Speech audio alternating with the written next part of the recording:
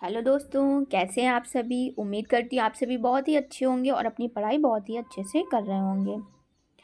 आज मैं यहाँ पे घटना चक्र टीजीटी पीजीटी के लिए जो घटना चक्र आती है उस बुक को कवर कराऊंगी।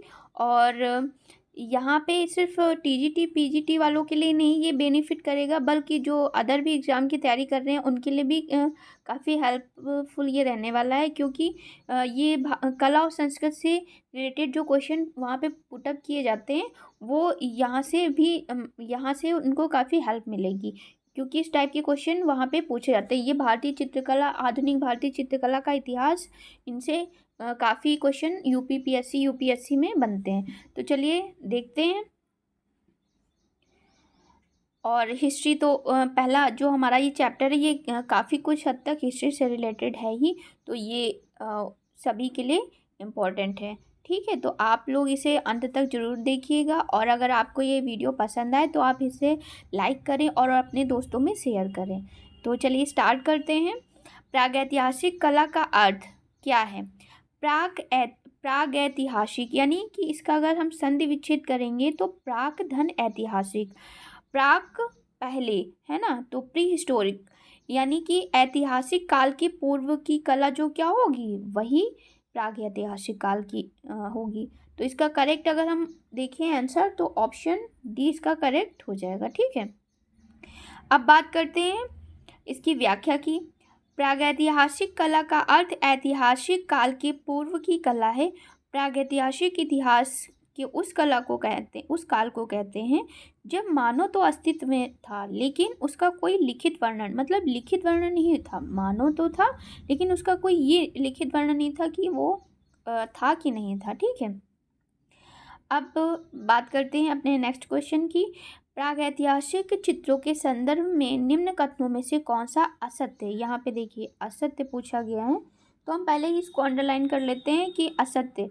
तो पहला है इसका ऑप्शन, प्रागैतिहासिक चित्रों का मुख्य विषय शिकार रहा है। बिल्कुल सही है, क्योंकि पहले के लोग क्या करते थे, शिकार करते थे, तो ये सही है।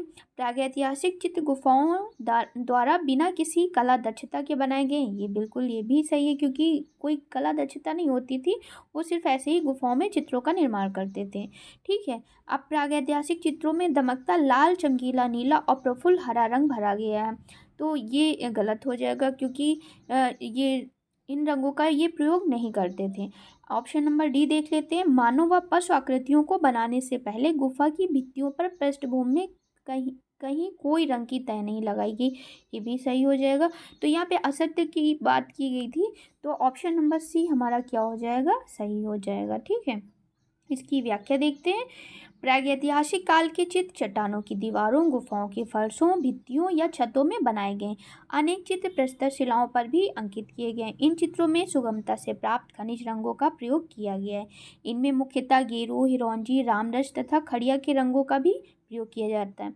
यानी कि देखिए यहाँ पे जो रंगों का प्रयोग किया गया है वो गेरू, हिरोंजी, रामरस और खड़िया के रंगों का प्रयोग किया गया, और इसके अतिरिक्त रासायनिक रंगों में कोयला, कागज का भी प्रयोग किया जाता है। ठीक है, नेक्स्ट क्वेश्चन है हमारा, फ्रैंको कैंटाबियन क्षेत्र किसे कहते हैं। जो फ्रैंको कैंटाबियन क्षेत्र था वो यूरोपीय प्रागैतिहासिक चित्रों का एक प्रमुख केंद्र माना जाता है, तो ऑप्शन नंबर ए करेक्ट हो जाएगा। इसकी व्याख्या को देखते हैं।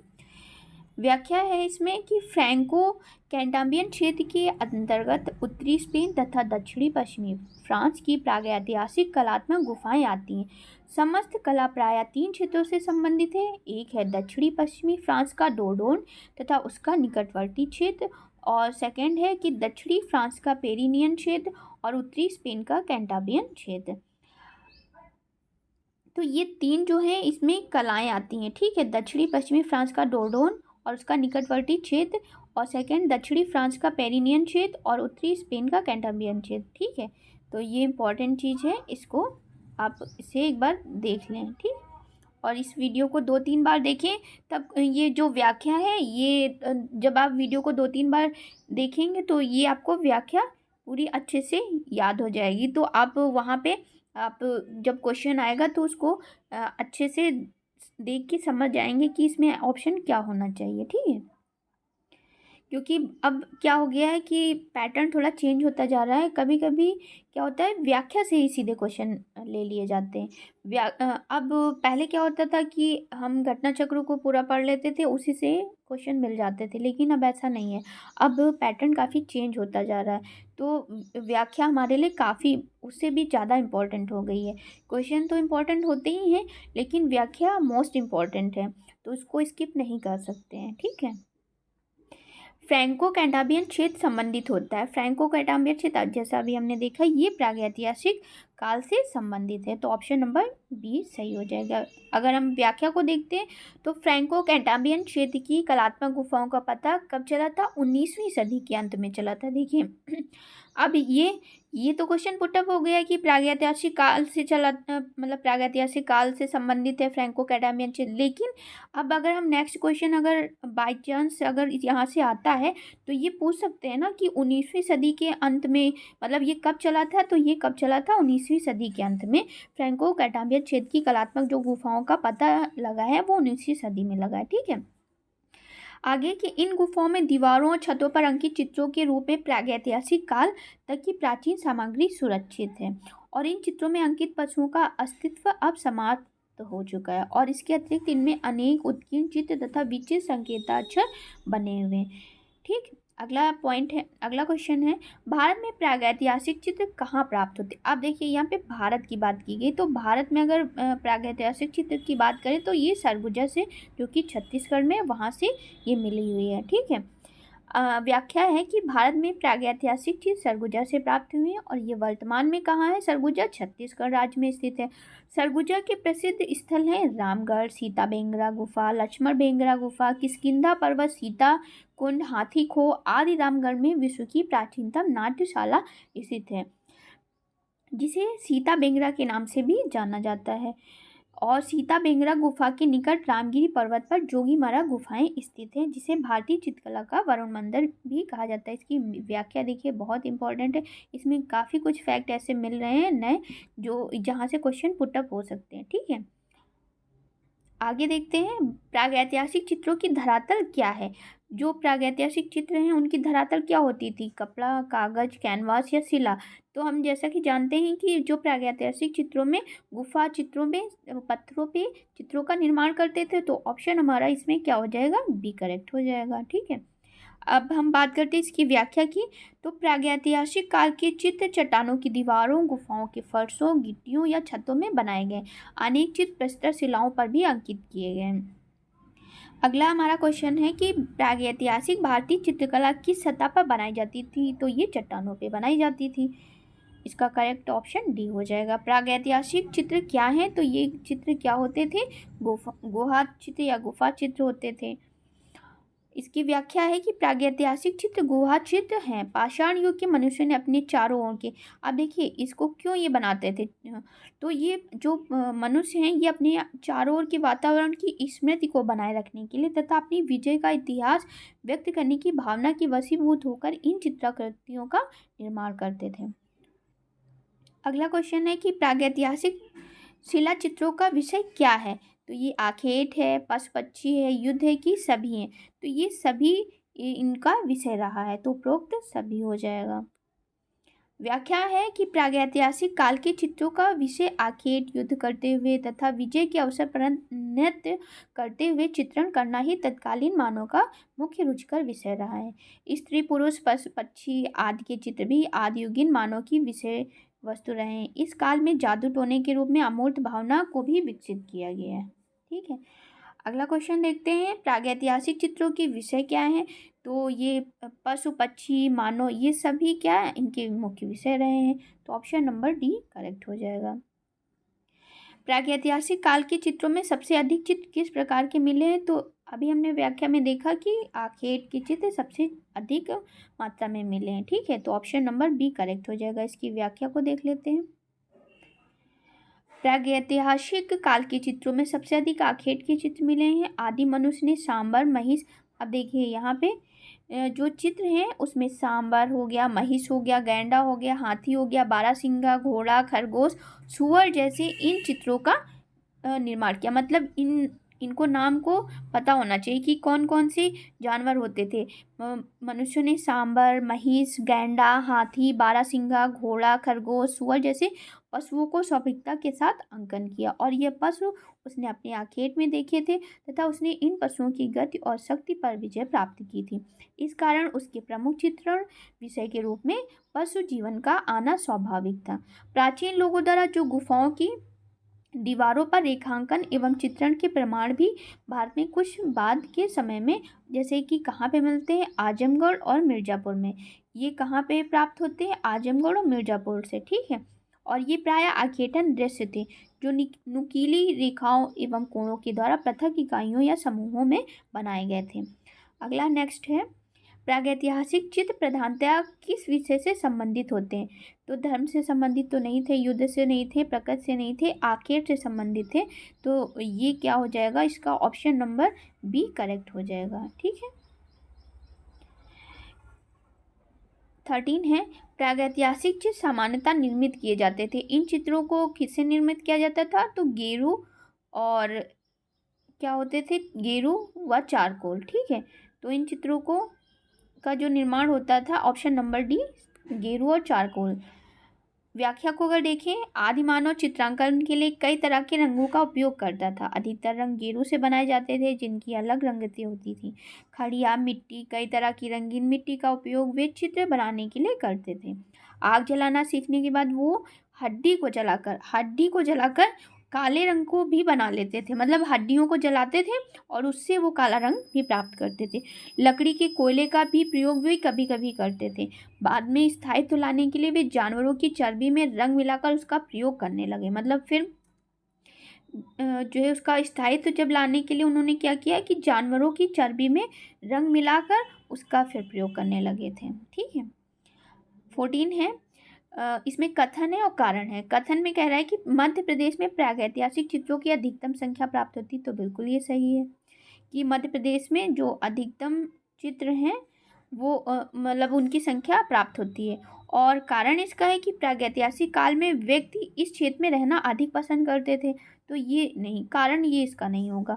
तो इसमें ऑप्शन सी सही हो, मतलब कि ये सही होगा, ठीक है। अगर हम ऑप्शन की बात करें, इसमें ऑप्शन सी ही सही है। सही का सही है लेकिन खा असत्य है, ठीक है। अब भारतवर्ष में प्रागैतिहासिक चित्रित शैलस्त्र अधिकांश रूप में मध्य प्रदेश में ही पाए गए। यह क्षेत्र भूतात्विक गोंडवाना लैंड का प्रमुख भाग है जो इस पृथ्वी का अत्यंत प्राचीन स्थल माना जाता है। देखिए कुछ अब इसमें पॉइंट है कि ज्योग्राफी से भी रिलेटेड आ गया कि जो गोंडवाना लैंड है वो सबसे प्राचीन भाग है। दो पार्ट में डिवाइड था, अंकारा लैंड और गोंडवाना लैंड, ठीक है। सिंघनपुर अब छत्तीसगढ़ में है और पंचमढ़ी ये कहाँ है, मध्य प्रदेश में। होशंगाबाद ये भी मध्य प्रदेश में, और औरंगाबाद कहाँ है, महाराष्ट्र में, ठीक है। भोपाल क्षेत्र और ये बांदा कहाँ पे है, उत्तर प्रदेश से सटा क्षेत्र है। ग्वालियर क्षेत्र, मंदसौर और भीमबेटका आदि क्षेत्र मध्य प्रदेश में स्थित है। यहाँ से अब देखो, यहाँ ये सभी पॉइंट इंपॉर्टेंट है कि जगह जो हैं वो कहाँ पे हैं। इनसे भी क्वेश्चन आते हैं कि ये जगह कहाँ पे, सिंघनपुर कहाँ है, छत्तीसगढ़ में, होशंगाबाद कहाँ है, मध्य प्रदेश में, ठीक है। अब यहाँ से प्राप्त चित्रों के आधार पर व्यक्ति इन क्षेत्र में रहना अधिक पसंद करते थे। ये ऑप्शन, ये जो सेकंड इसका व्याख्या जो कारण था वो इसका गलत है, तो यही यहाँ पे बताया है, ठीक है। 15, यूरोपीय प्रागैतिहासिक चित्रों के प्रमुख केंद्र कहाँ पर स्थित है। अभी हमने पीछे देखा कि जो ये यूरोपीय प्रागैतिहासिक चित्र हैं तो इनका जो प्रमुख केंद्र था वो कहाँ पे था, उत्तरी स्पेन और दक्षिणी पश्चिमी फ्रांस में, ठीक है। व्याख्या को अगर हम देखें तो व्याख्या में है कि उत्तरी यूरोपीय प्रागैतिहासिक चित्र उत्तरी स्पेन तथा दक्षिणी पश्चिमी फ्रांस की कलात्मक गुफाओं से प्राप्त हुए और इन गुफाओं की दीवारों तथा छतों पर अंकित चित्रों के रूप में प्रागैतिहासिक युग की प्राचीन सामग्री सुरक्षित है। अन्य महत्वपूर्ण तथ्य में बताया है कि विश्व स्तर पर प्रागैतिहासिक चित्रों के प्रमुख केंद्र कहाँ हैं। अर्जेंटीना में कौन सा है, कुवेवा डे लॉस मानोस। इंडोनेशिया में लुबांग जेरिजी साले और स्पेन में अल्टामीरा व कैंटाब्रिया। फ्रांस में चाउवेट पाउंड डी आर्क गुहा और स्पेन में rock alt the Liberian Mediterranean basin. Egypt में गिल्फ केबिर, इंडोनेशिया में मारोस गुफाएं, सोमालीलैंड में लॉस झील और अल्जीरिया में तासली एंड अजेर, दक्षिण अफ्रीका में San rock painting, California Brazil तथा भारत में भीमबेटकाएँ आदि हैं। ठीक है, तो ये गुफाएं हैं, जैसे भारत में हमें पता है कि भीमबेटका की गुफा प्रसिद्ध है। ठीक है, वैसे ये भी है प्रमुख केंद्र। तो ये अब जब आप वीडियो को 1-2 बार देखेंगे तो आपको ये याद हो जाएंगी चीज़ें कि ये जो प्रमुख केंद्र है व्याख्या, क्योंकि एक बार पढ़ने से नहीं याद होगी, इसको 2-3 बार जब तक रिवीजन नहीं करेंगे तब तक काफ़ी डिफ़िकल्ट नेम भी इसमें दिए हुए हैं, तो इसको आप 2-3 बार इस वीडियो को देखें तो आप अच्छे से इसको जान जाएंगे और इसको याद कर पाएंगे। ठीक है, अगला क्वेश्चन है कि दज्ला फरात नदियों के दोआब में पनपी सभ्यता क्या है। तो ये देखो यहाँ पे दज्ला और फरात नदियों की बात कर रहे हैं, तो मेसोपोटामिया, जो मेसोपोटामिया की सभ्यता होती थी वो ये जो दज्ला और फरात नदियों के दोआब में ये पनपी हुई सभ्यता थी। तो ऑप्शन नंबर सी इसका करेक्ट हो जाएगा।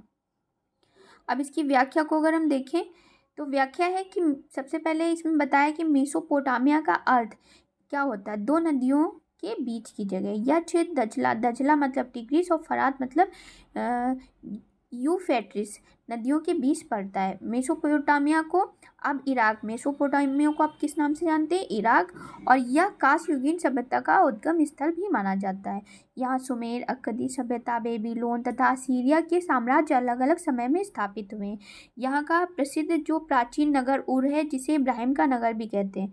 अब देखिए, उर को हम किस नाम से भी जानते हैं, इब्राहिम के नाम से भी जानते हैं। ठीक है, निमरूद, मारी, उरूक, सूसा जो कि ईरान है, तथा लगास यहाँ के प्राचीन उत्खनन के विशेष क्षेत्र हैं। अगला क्वेश्चन है कि दजला और फरात नदियों के दोआब में पनपी सभ्यता, अभी हमने देखा ये मेसोपोटामिया की, ऑप्शन नंबर इसका डी सही हो जाएगा। मेसोपोटामिया की सभ्यता किस देश की है, अभी हमने इसको भी व्याख्या में देखा, इराक से है।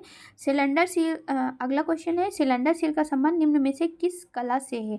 तो सिलेंडर सील का संबंध ये भी मेसोपोटामिया की कला से। इसकी व्याख्या को अगर हम देखें तो व्याख्या इसमें है कि सिलेंडर सील का संबंध मेसोपोटामिया की कला से है। 3500 ईसा पूर्व के आसपास सिलेंडर सील का आविष्कार हुआ और यह बेलन था। अब नाम से ही लग रहा है सिलेंडर यानी कि बेलन के आकार का होगा, जिस पर चित्रों को उकेरा गया है। इसे गीली मिट्टी पर रोल करके तस्वीरों में कहानी को उत्कीर्ण किया जाता था। सिलेंडर सील के कुछ उदाहरण जैसे सिम्पार की कार्यशाला में निर्मित सील, जिसमें लाबादा धारक राजा सामास को एक पशु भेंट कर रहा है। साइप्रस से प्राप्त सिलेंडर सील फूल पकड़े हुए 2 नग्न महिलाएं नियो अल्सीरियन पंखों वाले देवता के साथ अनुष्ठान को दर्शाता हुआ, ये सभी चित्र यहाँ पे देखे जाते हैं। ठीक है, अगला क्वेश्चन है कि नील नदी की घाटी में पनपी, अब यहाँ पे हमसे पूछा है नील नदी की घाटी में पनपी सभ्यता है, वहाँ दजला और फरात थी, यहाँ पे नील नदी। ठीक है, इसका ऑप्शन क्या हो जाएगा, मिस्र की सभ्यता। जो मिस्र की सभ्यता है वो कहाँ पे पनपी है, वो नील नदी के किनारे। ठीक है, अब इसकी व्याख्या को देखते हैं। व्याख्या है कि मिस्र की सभ्यता विकास, जो मिस्र की सभ्यता का, मिस्र कहाँ पे है, तो ये अफ्रीका महाद्वीप में। ठीक है, तो मिस्र की सभ्यता का जो विकास हुआ है वो नील नदी की द्रोणी में हुआ है, और नील नदी विश्व की इस प्राचीन सभ्यता का आधार भी है। मिस्र को नील नदी का उपहार भी कहा जाता है, क्योंकि इस नदी के अभाव में यह भूभाग रेगिस्तान होता है। मिस्र अफ्रीका महाद्वीप में स्थित है और इसकी समकालीन सभ्यताएं सिंधु घाटी सभ्यता और मेसोपोटामिया की सभ्यता रही है, जो कि इराक की है मेसोपोटामिया। ठीक है, तुतनखामेन, अगला क्वेश्चन है तुतनखामेन का संबंध निम्न में से किस देश से रहा है, तो ये रहा है मिस्र से। इसका करेक्ट ऑप्शन हो जाएगा डी। इसकी अगर व्याख्या देखें तो तुतनखामेन मिस्र का एक फ़ैरो रहा है। फ़ैरो जो कि प्राचीन मिस्र शासकों के लिए आधुनिक चर्चा एवं इतिहास में प्रयोग किया जाने वाला शब्द है। पुरालेखों में यह उपाधि उन शासकों के लिए प्रयोग की जाती थी जो धार्मिक और राजनीतिक दोनों तरह के नेता होते थे। तो तुतनखामेन की मृत्यु 19 वर्ष की आयु में 1324 ईसा के आसपास हुई है। ठीक है, अगला क्वेश्चन है महारानी नेफरतिति का संबंध निम्न में से किस काल से है, तो इनका संबंध जो है वो न्यू किंगडम,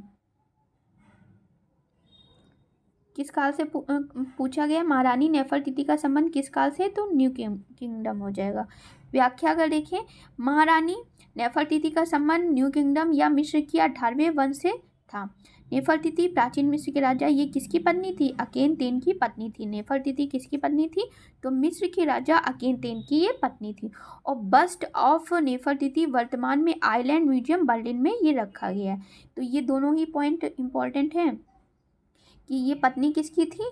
तो ये नेफरतिति प्राचीन के राजा अकेनतेन की पत्नी थी और बस्ट ऑफ नेफरतिति वर्तमान में आइलैंड म्यूजियम बर्लिन में रखा गया है। ठीक है। सुमेरियन सभ्यता किस, अभी तक हमने 2 सभ्यताएं पढ़ी, दजला फरात और नील नदी, और अब हम पढ़ रहे हैं सुमेरियन सभ्यता, मेसोपोटामिया की सभ्यता। ठीक है, मिस्र की सभ्यता हो गई। अब हम सुमेरियन की सभ्यता जब पढ़ेंगे तो ये किस नदी पे है? तो ये है यूफ्रेट्स। ठीक है, ऑप्शन नंबर डी इसका करेक्ट हो जाएगा। अब हमारा अगला क्वेश्चन है कि आम्रत्व की कला किस देश की प्राचीन कला को कहते हैं? तो ये किस देश की प्राचीन कला है? ये है मिस्र की। ऑप्शन नंबर डी सही हो जाएगा इसका। व्याख्या है कि अमृत की कला मिस्र की प्राचीन कला को कहते हैं और प्रारंभिक युगों में मिस्री जनता प्रकृति की शक्तियों का मानवीकरण करके पूजती रही है और यह भी विश्वास किया जाता था कि शरीर में 2, अब ये कौन से 2 आत्माओं का निवास है? एक का नाम होता था बा और दूसरे जो शरीर के निर्जीव हो जाने के बाद स्वच्छंद विचरण करती है, बा जो थी, और फिर शरीर में लौट आती है। दूसरे का नाम का है। ये आत्मशक्ति लौट लौट कर शरीर को ज्ञान संपन्न करती है और इन दोनों आत्माओं की स्थिति शरीर में प्रवेश से ही संभव है। अतः शरीर को भी क्षत बचाना अनिवार्य है। यहाँ पे जो है मतलब एक का और एक बा, तो बा जो होती थी वो शरीर के निर्जीव हो जाने के बाद स्वच्छंद विचरण करती थी और एक ये है का। ठीक है, तो अब इनको क्यों किया जाता था ऐसा? इनको इस विचार और विश्वास के कारण शरीर को अनेक रसायनों से उपचारित, यानी कि जो हम लोग मम्मी पढ़ते हैं कि जो पहले के राजा रानी होते थे वो उनका जो मृत शरीर होता था उसको मम्मी बनाकर ताबूत में रखते थे। तो उसी को यहाँ पे बता रहे हैं कि जो इसी विचार और विश्वास के कारण शरीर को अनेक रसायनों से उपचारित करके पिरामिडों में रखा जाता था जब तक कि ईश्वर न्याय करके उसे एक विशेष द्वीप में रहने हेतु नहीं भेज देता जहाँ की वह अपने भक्तों को भेजता है। संभवतः यही कारण है कि मिस्र निवासी अपने राजा रानियों को मृत शरीर को मम्मी बनाकर ताबूत में रखते थे। ठीक है, अगला क्वेश्चन हमारा स्टोन हेज अवस्थित है। अब स्टोन हेज कहाँ पे अवस्थित है? ये ब्रिटेन में स्थित है। ठीक है, ऑप्शन नंबर ए इसका करेक्ट हो जाएगा। स्टोन हेज ब्रिटेन की विल्टशायर काउंटी में स्थित एक प्रसिद्ध प्रागैतिहासिक स्थापत्य है। स्टोन हेज एक क्या है? महापाषाण शिलावर्त है और जिसमें 7 मीटर जो कि 23 फीट से भी ऊंची शिलाओं को धरती में खड़ा गाड़ करके एक चक्र बनाया गया था और यहाँ 3000 ईसा पूर्व के काल के मानव कब्रों के चिन्ह भी मिलते हैं। ठीक, अगला पॉइंट है, अगला क्वेश्चन है दुशाला ओढ़े योगी की मूर्ति। अब देखिए दुशाला ओढ़े योगी की मूर्ति कहाँ से मिली है? तो ये मिली है मोहनजोदड़ो से। तो अब हिस्ट्री से रिलेटेड आपको क्वेश्चन मिला, मोहनजोदड़ो से ये दुशाला ओढ़े हुई योगी की मूर्ति मिली हुई है। मोहनजोदड़ो, अब मोहनजोदड़ो आप जिन्होंने हिस्ट्री पढ़ रखी होगी जानते होंगे कि पाकिस्तान के लड़काना जिले में ये स्थित है। मोहनजोदड़ो की खुदाई से त्रिफुलिया, इसकी व्याख्या में बताया है कि जो ये खुदाई से त्रिफुलिया अलंकरण वाले उत्तरी दुशाला को ओढ़े हुए एक दाढ़ी वाले योगी की सुंदर मूर्ति प्राप्त होती है जिसके नेत्र समाधि अवस्था में और नाक के अग्रभाग की ओर ध्यानस्थ है। एक अन्य भी पुजारी की मूर्ति जिसका सिर कैसा है? भारी है, जबड़े चौड़े हैं, ऊंट भद्दे व तस्तरीनुमा कान है और इसके अलावा एक बैठी हुई सिर रहित मूर्ति भी है। ये मूर्तियां पत्थर से बनी हुई हैं। अन्य महत्वपूर्ण जो तथ्य है इसमें हड़प्पा से प्राप्त लाल पत्थर की बनी एक पुरुष के धड़ की मूर्ति है जो 3.25 इंच ऊंची है। मतलब कि अब हड़प्पा से जो प्राप्त है लाल पत्थर की एक पुरुष के धड़ की मूर्ति, पुरुष का सिर्फ धड़ बना हुआ है जो कि लाल पत्थर से और जो 3.25 इंच ऊंची है और इसमें मांसपेशियों का गठन और यथार्थ तन दर्शन मतलब इसमें दिखाई गई है। यह प्रतिमा राष्ट्रीय संग्रहालय, अब ये जो प्रतिमा है वो स्थित कहाँ पे है? तो राष्ट्रीय संग्रहालय नई दिल्ली में इसको सुरक्षित रखा गया है।